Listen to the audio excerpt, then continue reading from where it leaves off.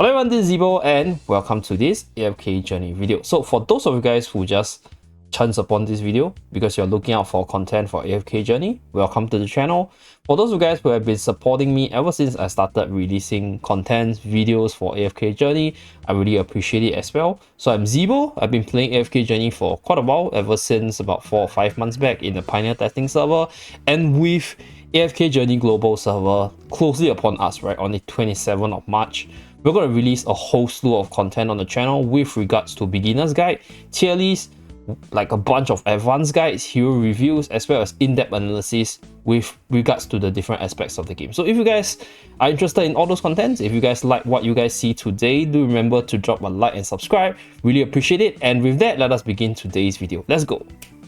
Hello everyone and welcome to Zeeebo's Crystal Ball series, where I look into the future possible questions that you guys will ask and then provide a solution before the question pops up on my channel comments. So feel free to ask me if you have other questions about AFK Journey.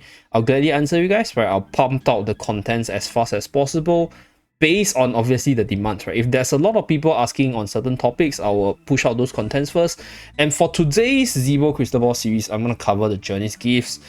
Specifically the day 7 select hero epic chest, which unit you should go for. So I'm pretty sure most people will be curious which unit you should go for, and I'll say all 4 units have their own strengths and niches and they're usable at some point in the game.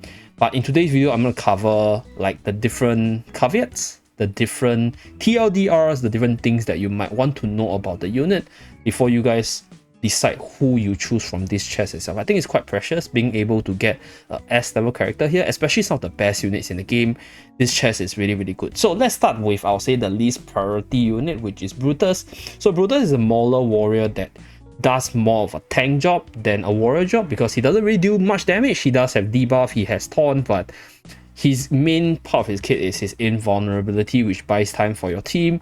And if you don't have a Mauler tank, you're in the early to mid stage of the game, he is decent, but this unit falls off tremendously moving forward. So if you're already past the early game stage, I think you can definitely give Brutus a skip. Like if you have him at 1 copy, he's still not gonna do much as well, because if you only have him at a really low rarity into the mid game, right, what happens is he will pop his invuln so quickly that it makes his tanking capability relatively irrelevant, right? Because if his invuln pops really quickly, he won't be able to buy more time for you, because once this 5 seconds is up, this unit will just pop anyway. So not a really good unit in the late game, and like there's not a lot of teams that will run him in the first place in a different game mode, so he will be the least priority.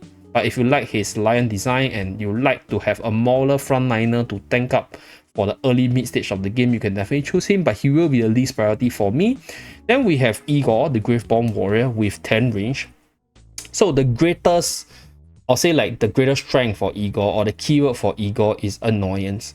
So this unit is very responsible for many battles timeout, because you simply can't kill him. He can heal himself, he can deal damage, he bounces around when he's about to die, he has invincibility, and there's very limited answers to specifically deal with his kit, right? So Igor is a very good unit from the early to late game. The more stats this unit have, the more annoying he becomes.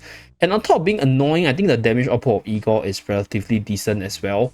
Like, it's obviously not like a super powerful DPS unit by any means, but he's more of like the tanky, you know, absorb attention, absorb damage, you know, redirect enemy focus, right? Because he will just bounce around the whole map. And the thing is, like, because when you are using units in auto, there's no way you can control where the unit use the skill. So Igor is especially disruptive in those kind of settings.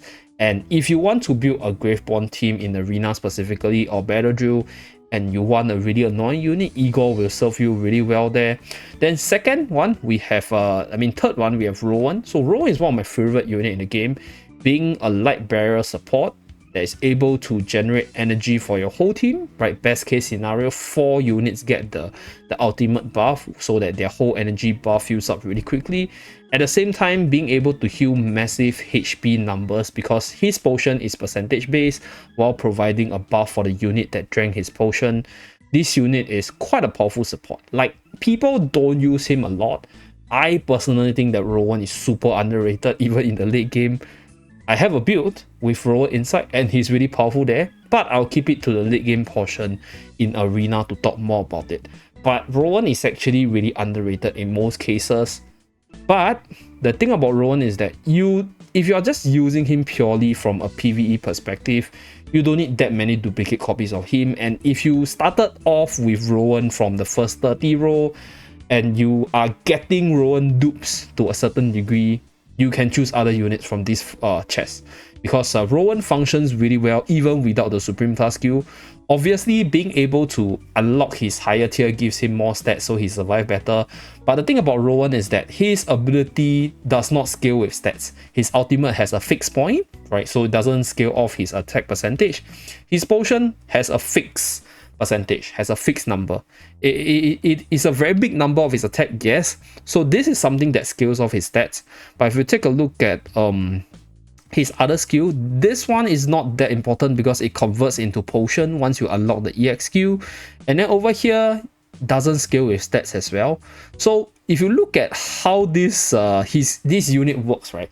Like I'll say like 80% of his kit doesn't scale off stats. So you don't need him at a super high rarity.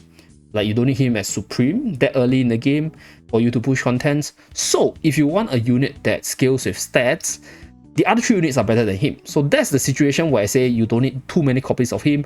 But if you do intend to use him for like your late game contents in different manners, he's actually usable there, like to be really honest. So you can definitely go for him if you want to have an awesome support.